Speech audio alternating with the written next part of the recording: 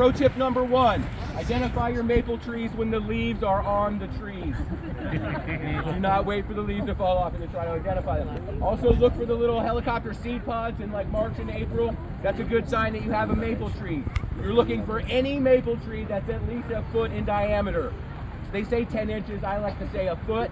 Okay, so your little Japanese maple in your front yard, not gonna cut it, right? But anything that's bigger than that, you can tap. There are some sources that say that you cannot make syrup from red and Norway maple sap. I will tell you that is patently false because that is exactly what we do here today. Okay, so all of our trees are all red and Norway maples. Right now I have 5 of them tapped, 1 with 2 buckets. So I've only got 6 buckets out, not a lot right now. So yeah, so what you're gonna do, after you identify your maple trees that are at least a foot around, you're gonna order some supplies that are specific to making maple syrup. So the first supply that you're gonna need is a specific drill bit. This is called an auger bit. And so this is specific because the size is meant for this piece, which is called the spile.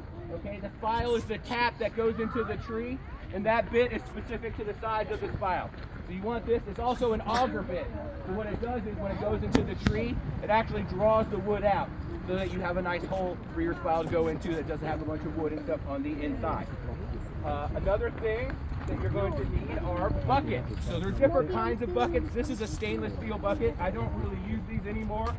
I mostly use these green plastic buckets. I like these.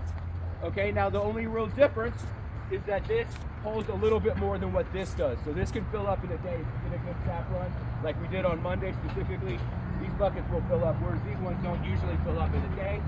Also, another thing you might need is a Hammer. You guys probably know what that is, right? How about this? A funnel. How about this? Do you guys know what this is? Now, it's a filter paper, kind of like coffee filter. So you're going to filter your syrup in between whenever you're moving it around. You're always going to want to filter it. Also, a kitchen strainer. Have you guys seen one of these before? Yeah, this is going to be for sap collection and other things. It's good to have. How about this? Lighter. It's a lighter, right? You might need, what do you think we need a lighter for? Right, to light the fire, right? Now, the other thing that you're going to need is this here, which is called an evaporator pan. I'll talk more about the evaporator pan later, but that's specific to making maple syrup.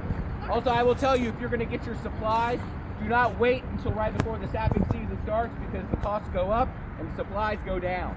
So you want to make sure, usually in April or May is usually when I order my stuff, if I need it. Now, we've got all of our supplies ready. We've identified our maple trees. This is a question that everyone wants to know. When do you tap the trees? Very simple. All you have to do is figure out when winter ends and spring is beginning in Northern Virginia. Go. Right? Okay, so usually the last, I don't know if you guys remember, last winter was pretty brutal. We didn't really have a winter. We had a bunch of warm sap, so we didn't get hardly any sap. Usually I'm telling people now that I will tap around, I used to tap the 3rd week of January. Now I'm actually tapping the 3rd week of December because of the way the weather's been. But of course we moved our program up this year. This is the earliest we've ever done it. And of course now we have a winter. Of course, but it's actually been really good. Having